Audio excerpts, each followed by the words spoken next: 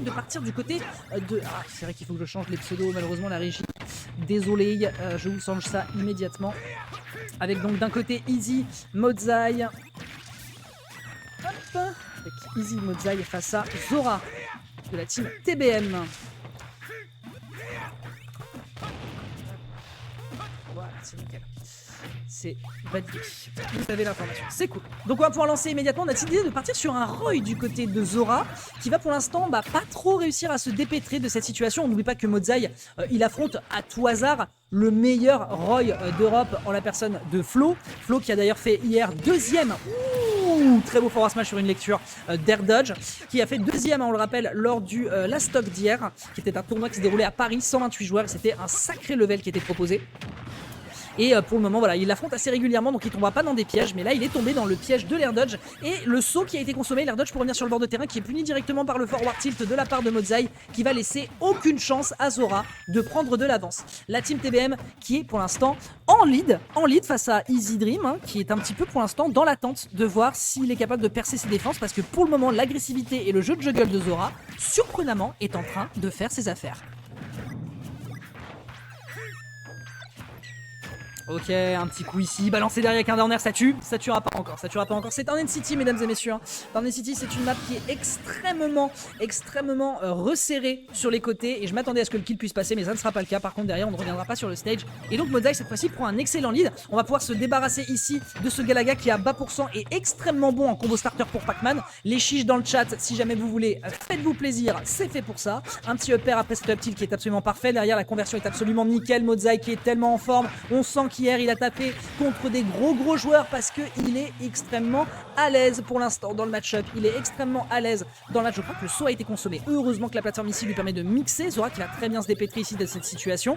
Et est-ce qu'on peut aller chercher quelque chose dans cette situation de ledge trap? On a bien tenté ici avec le dashback pour aller punir direction le Jer, mais malheureusement le Jer ne fonctionnera pas et ça ira encore une fois en faveur de Modzai qui revient sur le terrain, utilise l'orange du marchand pour aller essayer de voler cette stock. Il n'en sera rien. Un très bon forward tilt pour couper le citron dans le sens du sandwich.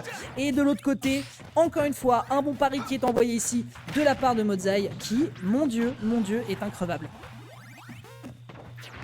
Elle 140% carton, elle noodles, hein. Pour les gens qui ne savent pas, Roy est un personnage qui a une épée qui fait plus mal à la garde que sur la pointe de l'épée, à la différence de Marth. Mais malheureusement, les cartons ici n'ont pas permis d'aller chercher la stock. Et le backer de Modzai, vous inquiétez pas, lui il tape fort de partout dès les starters. Et ça permettra de se débarrasser de Zora qui, en vrai, je pense qu'il y a cru. Yankee et Niroz quand je viens pas en fait, exactement l'eau. Exactement, Niroz, les deux meilleurs Pikachu de France qui sont présents ce soir. Et cette jeune main Pikachu n'est pas présente. Niroz qui a d'ailleurs joué de la Palutena tout à l'heure malheureusement. Allez, on décide de sortir le Wolf cette fois-ci. Il était temps de sortir le loup de sa cage. On est parti, le pirate de Star Fox qui débarque. Pour les gens qui ne connaissent pas Wolf, c'est vénère. C'est très vénère. Beaucoup de gens disent que ce personnage a la réputation d'être malhonnête. Mais soyons honnêtes, il n'en est pas vraiment. C'est pas vraiment le cas. Le personnage a juste plein de choses à proposer. Il est capable de un peu tout faire. Il a un retour au neutral qui est assez fort. Des excellents aérios. Un ledge trap assez fou. Mais voilà, n'est pas OG qui veut. Donc voyons si Zora tout de même, puisque c'est son personnage du cœur, va réussir à faire la différence. 42% ici qui sont proposés, l'orange du marchand qui ne va pas réussir à faire mouche. Cette fois-ci sa petite sœur va débarquer, on se débarrasse de ce grab qui a énormément de frame active. Et pour le moment, ça se respecte. Ça se respecte même beaucoup. Un petit nerf, pas mal. Derrière, ça part dans le shield. Ah, il était dans le mauvais sens. Il est dans le mauvais sens. Et quand tu vois la tête de son bouclier, il a préféré subir plutôt que faire quoi que ce soit. Le up B qui va se faire punir. Le side B avec le flash de wall pour revenir sur le bord de terrain.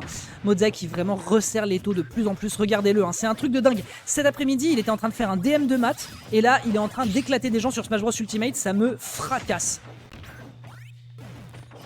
Ok, bien vu, le nerf ici qui est parti, qui est directement puni vers le neutral air de Modzai. On rappelle hein, le neutral air de Pac-Man qui est frame 3, donc out of shield c'est frame 6. C'est un truc de fou, c'est quasiment impossible de le punir pour peu qu'on n'arrive pas à gérer son spacing. Bien vu ici donc de la part de Modzai. Team Easy Dream face à Zora, Team TBM qui essaye, voilà, comme il peut, d'aller chercher l'égalisation. Attention à cette pomme, la pomme ça a un knockback vertical assez fou et assez pourcentage. Je pense qu'il était mort quoi qu'il en soit, même si Turn City a le plus haut plafond des maps compétitives. Et de toute façon Modzai s'encarre parce qu'il lui balance un petit peu les kicks dans la face. On enchaîne sur la game numéro 2. Le chien qui pour l'instant est en train de se faire envoyer à la fourrière, hein. Tu pensais que c'était un loup menaçant, au final c'est juste le chien qui aboie et qui est un peu malade dans le fond de ta rue. Ok. Hop là. Et là, on a Mozaï qui va peut-être vouloir en finir assez rapidement parce que je crois que son téléphone sonne. Il rappellera ensuite. Petit Galaga qui est balancé directement, ça fait des bas pourcentages. Les bas pourcents, définitivement, hein, sur Galaga, c'est le meilleur combo starter. Ça permet de faire des conversions à Pac-Man pour ceux qui ne sont pas au courant, qui peuvent monter parfois jusqu'à 80. Et ça permet même d'aller chercher parfois des 0 to death s'il arrive à retoucher ensuite avec le Galaga s'il le rattrape, qui s'appelle le Galaxian Combo, me semble-t-il. S'il y a des experts dans le chat, n'hésitez pas à vous exprimer. Le trampoline ici qui est tenté, le forward tilt encore une fois. Vraiment, Zora qui gère très très bien son positionnement sur le terrain. Je sais pas si vous le voyez, mais en permanence, ses dashbacks pourraient totalement faire mouche si Mozaï n'arrivait pas à se dépêtrer de cette situation avec ses dash shields. Mais malheureusement Mozaï, c'est une muraille. Mozaï, c'est une vraie muraille.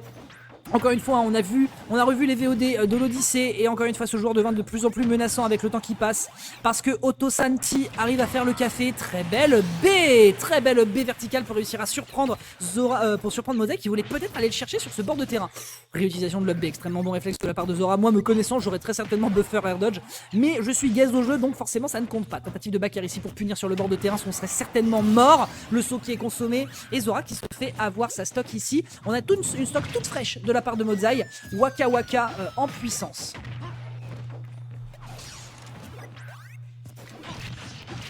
Aya, ouais, 5 fruits et légumes par jour.